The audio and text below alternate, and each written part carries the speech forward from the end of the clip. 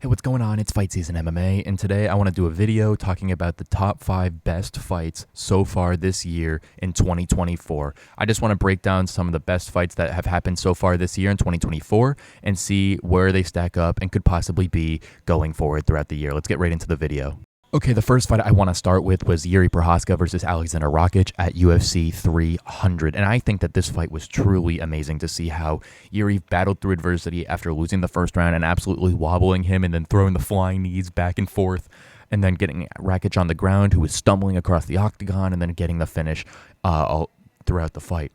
Everyone was so surprised that this was the featured prelim on UFC 300, considering how good this fight was and what its potential had to be, and 100% did it live up with the hype. Yuri Prochazka got the fight of the night bonus, or the performance of the night bonus, at UFC 300 and got 300K with one of the craziest performances I have ever seen. He's the only person to knock out Alexander Rakic by TKO, and showing that he can go through adversity after getting beat in the first round and seeing two big, strong light heavyweights fight back and forth. And the fact that Alexander Rakic was taking some of those punches is absolutely insane to me. But ultimately, I think that this fight is one of the best fights of the year, and I think that it will be top 10 at this point for the rest of the year. Okay, number 4, I have Sean Strickland versus Dricus du Plessis, and this fight wasn't for the fact that it was a finish, but this fight was one of the most technical shifting pieces and chess matches this sport has seen this year. Sean Strickland and Dricus du Plessis won all 5 rounds in the main event of UFC 297 back in January, and this was such a close fight. You look at Sean Strickland's face after it, Dricus du Plessis' eye was absolutely ruined, and this showed that this fight was an absolute war going through the entirety of the 297 main event. Now, there was controversy on who won the fight.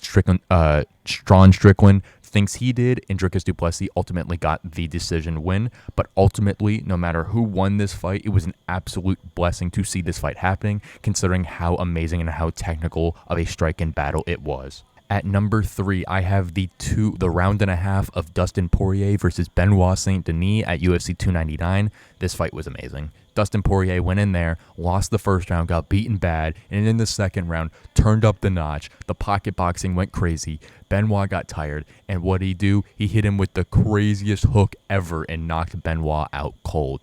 Dustin Poirier deserves the respect of one of the best boxers in the UFC, and I know a lot of people give that to him, but doing that to someone like Benoit Saint-Denis, who is a young, up-and-coming phenom, who has so much hope within the UFC division, I think that this fight was truly something that should go on Dustin Poirier's legacy, even if Benoit's not that name, just because of how hungry and up-and-coming Benoit truly is.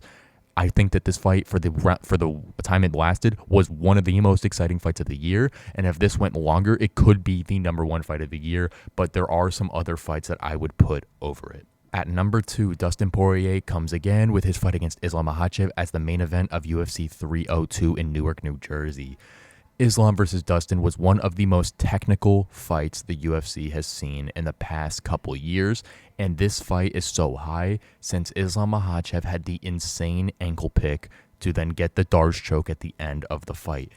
Their scorecards were kind of crazy. People had it 4-0 Islam, 3-1 Islam, or 2-2 tied even, but Islam Makhachev said, "I'm not going to let this go to the judges," took it out of their hands and went and got the Darce choke finish. And I think that this ultimately shows about Islam's character, of how he does not shy away from anything, and of how he just goes and he wants to fight, he wants to get the finish, and he did it over Dustin Poirier, who I think was better off and better prepared for Islam than Dustin Poirier did when he fought Khabib Nurmagomedov.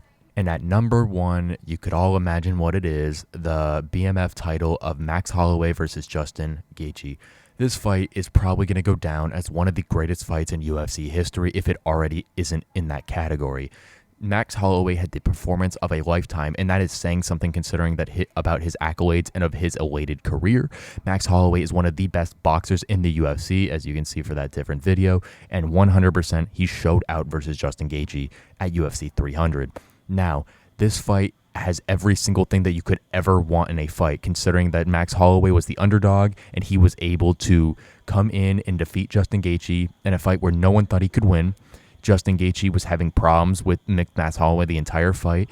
Justin Gaethje also dropped Max Holloway in the 4th round there, which they didn't count, but he did get dropped.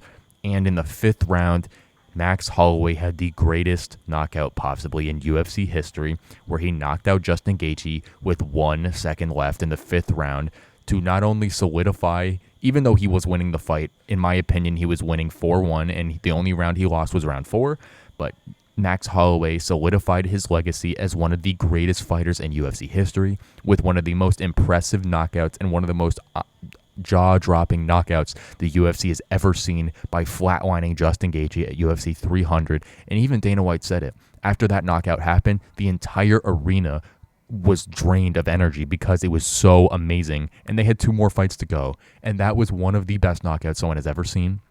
I have ever seen, to see Justin Gaethje get absolutely flatlined like he did. Justin Gaethje versus Max Holloway is easily my number 1 fight so far this year. I thank you guys so much for watching this video of Fight Season MMA. Please let me know down below in the comments if you do like these rankings and what you think should be ranked up here if you do have other suggestions.